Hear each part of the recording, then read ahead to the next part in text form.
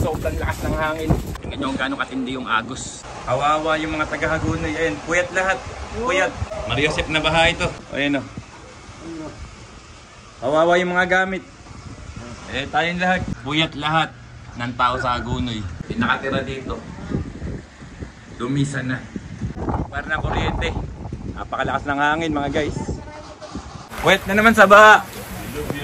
Dilubyo ng uwan. May mga water pump mga guys. Dahil nga sobrang taas ng baha. Yung aming bahay, konti na lang. Malulubog na kami. Parang dagat na. Hanggang liit na ang tubig mga guys. Ang hirap nga lang ngayon. Nagkasabay-sabay. 4.9. Mataas ng high tide. Tapos nasabay pa itong bagyong uwan. Kaya napakalakas ng hangin. At yung dam na nagpawala. Sana lang matulungan nyo ang aming bayang Hagonoy.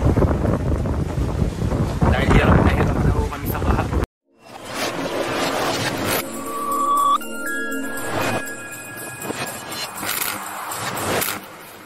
Grabe mga guys, sobrang lakas ng hangin. Yan ang hagupit ng bagyong uwan dito sa amin sa Hagonoy, Bulacan. Ngayon naman sa digi sa amin. Hanggang bewang ang tubig. Ang digi na sana'y pumipigil sa baha. Lubog na lubog sa baha. Mali yung pagkakagawa ng digi mga guys. Nalunod na yung halaman namin mga guys. At ito nga ang aming ginawa flood control para dito sa aming silong. Ayan o. Halos pumantay na. At ito nga, yung aming bahay o. Konti na lang. Malulubog na kami sa baha. Buti na lang mas mataas kami doon sa loob. Mga guys. At kung hindi nga kami nakapagpataas ng bahay mga guys, baka lagi kaming nakalubog sa baha. Ang mahirap niyan ay yung mga hindi nakapagpataas. Halos isang bahay na ang nilamon ng baha dito sa Hagonoy. At ang mahirap niyan ay yung mga walang pampataas ng bahay. Kaya ang bahay dito sa Hagonoy mga guys ay magiging pataas ng pataas ng pataas ng pataas ng pataas dahil sa taon-taong pagtaas ng baha dito sa Hagonoy. Pasado alas 12 ng ating gabi dito sa aming barangay Santa Cruz, Hagonoy, Bulacan. Tingnan nyo kung gaano kataas ang tubig na kalsada. Yung kalsada rito sa amin isa sa pinakamataas na kalsada sa Hagonoy. Nakatayo nyo yung agos. Ang bilis ng agos. At puyat na naman ang mga taga-Hagonoy dahil sa baha. Sinabayan pa ng bagyong uwan at meron pang pawala sa dam. Tayo nagagalawan yung para ng kuryente. Napakalakas ng hangin mga guys. Ngayon lang pinakasang water pump. Dahil nga sobrang taas ng baha. May mga water pump mga guys. Kaya puyat na puyat talaga ang mga taga-Hagonoy ngayon. Dahil sa lakas ng bagyong uwan dito ay nagagalawan yung mga bundon. Ayun, sobrang lakas ng hangin. Papasukin natin. Isang eskinita rito. Mariosep. Mariosep. Mariosep na baha ito. Lalim. Tignan nyo. Gano'n kataas yung baha rin sa amin. Kawawa yung mga taga-Hagonoy. Ayan, puyat lahat. Puyat sa baha. Umaga na itulog ng mga taga-Hagonoy. Ang lahat ay may nakakasang water pump. Kaya kawawa yung mga gamit. Kung walang water pump. Kung walang water pump, lubog sa baha. Kawawa, pati mga gamit. Dito Roque, kamusta ba riyan sa inyo? Lubog na. Lubog na lubog rin. Kawawa talaga tayo rin. Puro tayo mapupuyat sa baha. Tingnan nyo. Ayan o. Kawawa yung mga gamit. Tayong lahat. Kami lahat din ay puyat. Mga taga-Hagonoy, puyat na naman.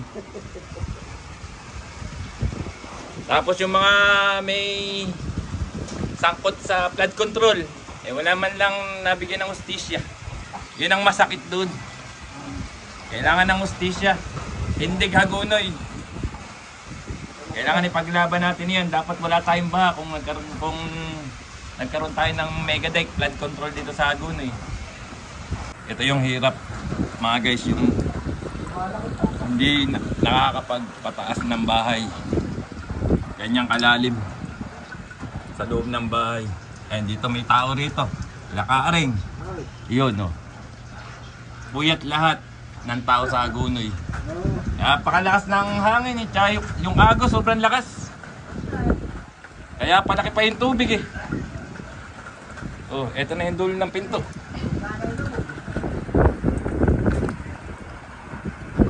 Kailangan ng katarungan para sa mga taga-Hagonoy. Dahil sa sobrang taas nga ng baha mga guys, ayan. Yung nakatira dito, dumisa na. Hindi na umuwi. Dahil ganyan, halos. Lalo kapag ganyan may bagyo. Ang hirap ang kalagayan dito sa Hagonoy. Hanggang liit na ang tubig mga guys. Dito sa amin sa Eskinita. At saka kami ang Eskinita rito sa Barangay Santa Cruz. Sobrang hirap nga lang. Dahil sana walang baha dito sa amin. Kung hindi nakakurap, parang gagawing flood control dito sa Hagonoy.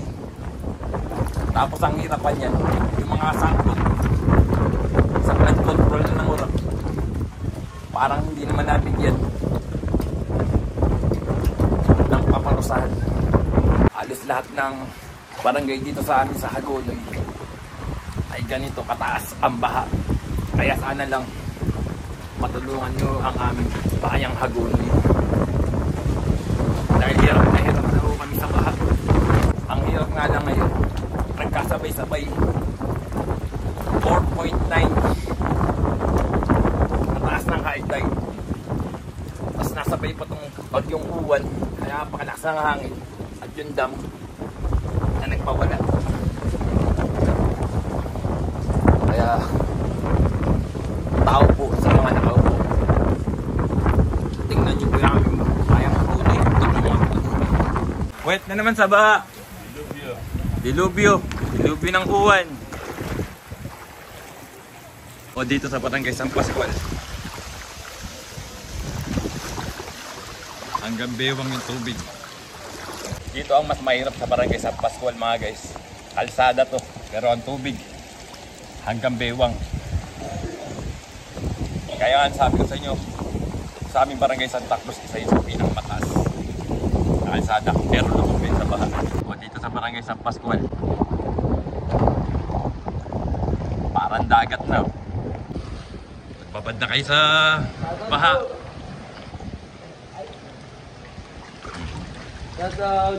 Di ba kayo nilalamig? Hindi yun.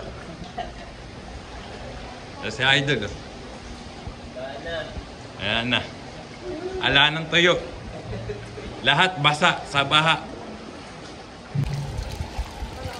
At dito ko na natatapusin na video mga guys. Maraming salamat sa inyong panood. Mag-iingat po tayong lahat. At nagdasal tayo palagi na huwag tayong pababayaan ng ating Panginoon. Bye guys. God bless you.